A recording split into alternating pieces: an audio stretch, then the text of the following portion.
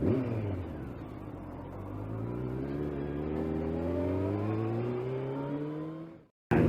evening and hello YouTube. Welcome to the Furry Bikers channel. I hope everybody's doing well out there, keeping it safe, rubber side down and legal if you are a fellow biker. I can never overemphasize that last point enough. Don't know what he was up to. Massive shout out as always to all of my subscribers, old and new. Absolute honour and pleasure to have you all on board with me. Whether you've been with me from the start or you're new to my channel. Fucking about with his phone.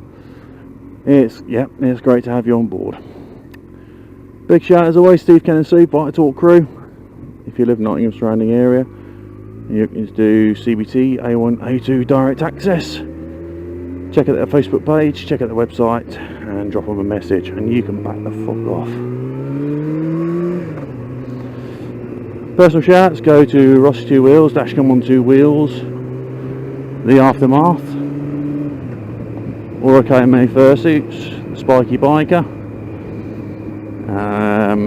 Yorkshire Hero, Robin the Dashcam on 2 Wheels, and to Adaco. Also shout outs go to Heather Abbott of Where Puppy Creations and Layla Abbott as well. There's a load of websites, channel links in the comments box below. Description box. I keep getting them two fucking mixed up. Check out their pages, check out their channels, you know, give them a like, give them a sub. And yeah, you know, all of that sort of stuff. Now onwards and upwards and into this video. I don't know about you guys, but I've noticed something about modern sport bikes, in particular from the noughties. From 2004 onwards, something seems to happen to sports bikes, in particular the larger capacity ones, and to some degree smaller capacity ones. I've noticed that the styling has changed on them, and they've gone from fucking beautiful to goddamn fucking ugly and edgy.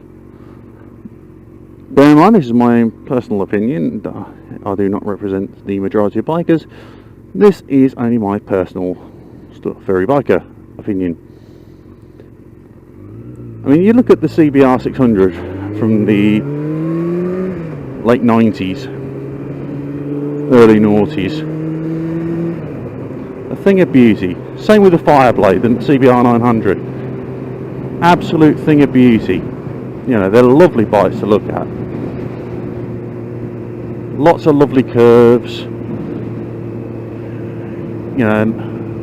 They just look right, in my eye anyhow, from an aesthetic point of view. They also perform how they look, which is fucking wonderful, gorgeous, stunning. Now, I don't know what's gone on with bike design. I think it's because they're trying to follow MotoGP. The bike's getting more and more angular. That's angular, not angular. I'm not talking about fishing here.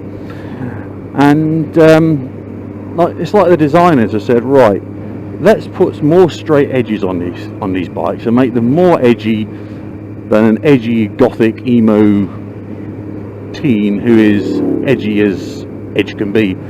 Let's make them look sharper and more pointy than a Lockheed Martin F117A Nighthawk or a B2 Spirit stealth bomber. Let's give them edge.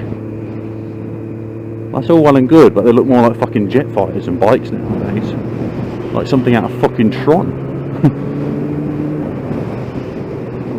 I look at, you look at the take for example the 2020 Honda CBR 1000 RRW Fireblade.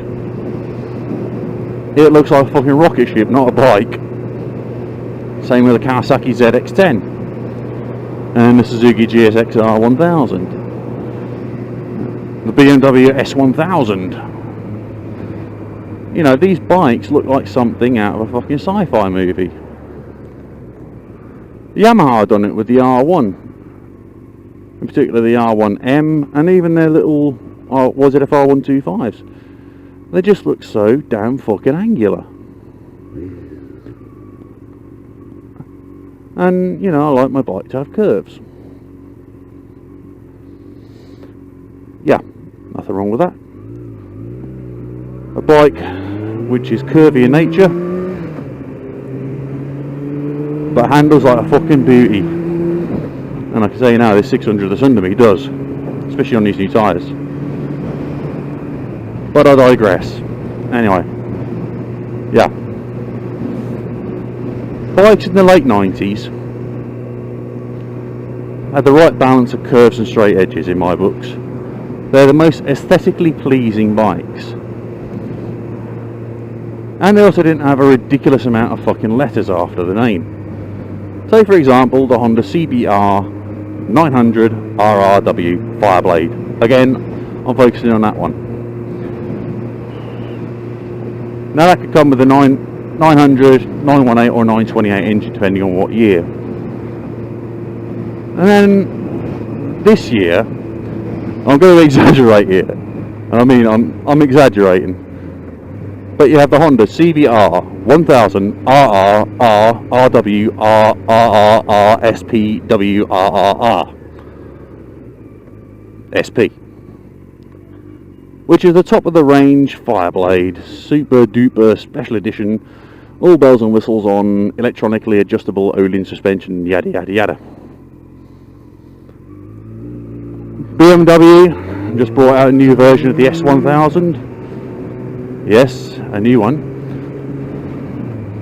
dripping in carbon bodywork, and it's even got carbon winglets on it, which produce 16.93 kilos of fucking downforce.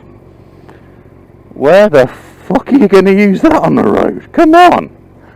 209 brake horsepower, costs just shy under £31,000. Seriously, what the fuck? And that's £5 cheaper than that's nearly £5 cheaper than a Ducati Panigale V4. Fuck me. And you know, the other thing I've noticed is that the fairing on sports bikes is getting smaller. Not just the physical bike size, but the amount of fairing is getting less and less and less. I can liken the modern super sports bikes, the 650s and 1000s, to being as scantily fucking clad as a max power model. Now, for those of you who are younger, probably never heard of max power. It's I don't know if it's still going or not, but in my youth, my troubled youth, I used to get that every month. Yes, I used to be into my fucking modified cars. And you know, every so often there'd be this woman draped across a fucking car, topless, sometimes nude, covering fucking bits up with a fucking hand. But you know, the current crop of super sport bikes are getting the same amount of fairing on them as a scantily clad fucking woman. Which I know it's weird me fucking comparing that, but you compare, you know, the 1999 Honda CBR 900 Fireblade with this year's one, and you will notice a huge difference in the amount, or should I say lack thereof, of fairing and bodywork. Some might say, oh, they've done that to increase the cooling of the bike. Well, that's what the fucking radiator's for, isn't it? To help cool the fucking coolant that's going around the engine. Honestly, it's... Some people say they look good, but me personally, I just think they're bloody awful. But, like I said, you know, that's my view on it. You don't have to agree with me. You know, feel free to disagree with me if you want. But I just think that modern bikes are fucking ugly. They got no charm about them. They got no character.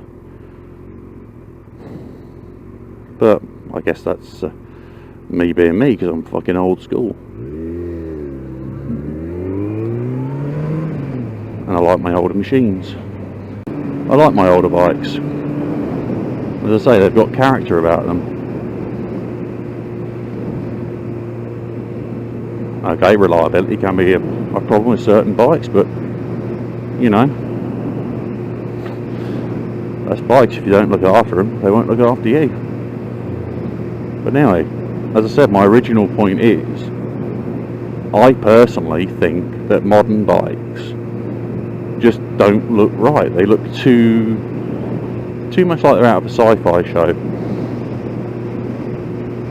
And